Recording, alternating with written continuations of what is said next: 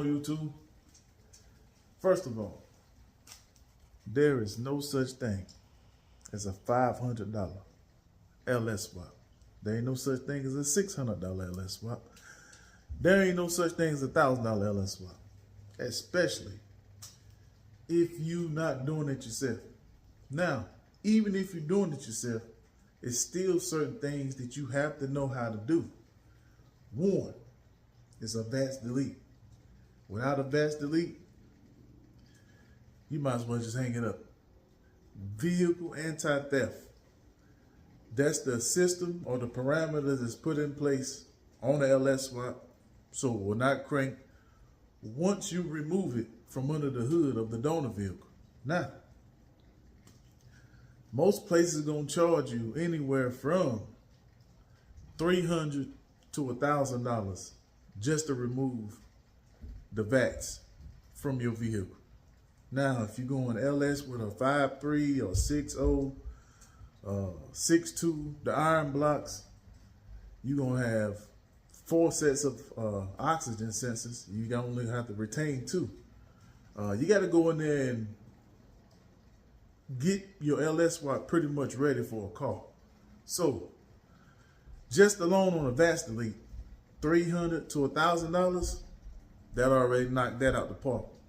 So, if you know how to do it yourself, you still gonna have to spend about $100 to $200 to do it yourself if you got HP tuners. Now, incorporate that into the price that you paid for the engine, transmission.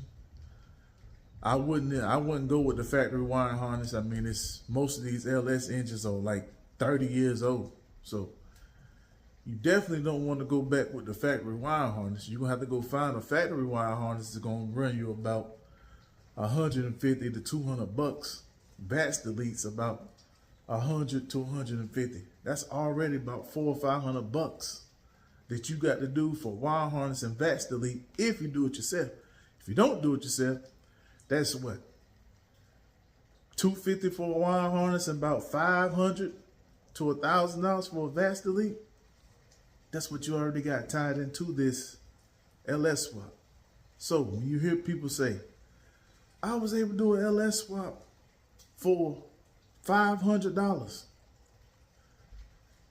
ask them, who did they VATS delete?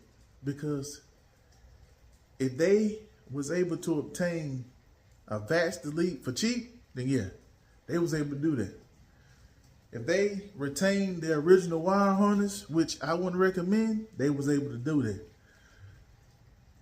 And more than likely, they probably got 200,000 miles on that engine. They didn't do an engine refresh, and it's going to be trash at the end of the day. It's going to be junk. It's going to be leaking oil. It's going to be no good. So, the best way to do it, when you got the engine out, make sure the rear main seal, your valve cover gasket, your head gasket, check your seals around the oil pump housing. Check all your seals, man. Make sure your seal's good. Do a whole refresh. You can go to AutoZone and you can get a gasket kit for your engine, and you can just go through the whole engine replacing seals and gaskets. It's gonna probably cost you about $300, but it's gonna be worth it. Now, a reasonable budget for LS swap is about $2,500. And I say that if you can find the engine for about $1,000 to $1,500, you get you a refresh kit for about $300, you get your VATS delete for about $300. You're gonna be around $2,500. You get your wiring harness, all that combined, you'd be running about $2,500, $2,800. You got yourself a good starter kit on an LS swap. So I would recommend setting a budget of about $2,800 so you can get your stuff done right, get your stuff refreshed, and get yourself out there with a good, reliable engine. So go get a notepad, rewind this video, listen to it all over again. I'm trying to tell y'all something to help you save yourself some money.